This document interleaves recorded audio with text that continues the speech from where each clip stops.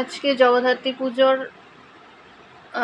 অনুষ্ঠান হচ্ছে, সেই জন্য আমার বোন কাবেরী বলেছে আজকে দিদি চলো দেখে আসি। তো এখনো সে এসে পৌঁছায়নি, তো দেখা যাক যে কখন আসে। এই যে আমার বোন চলে এসছে, আমি এখন বোনকে নিয়ে যাচ্ছি জগদ্ধাত্রী পুজোর ফাংশন দেখতে, তাই না? হ্যাঁ।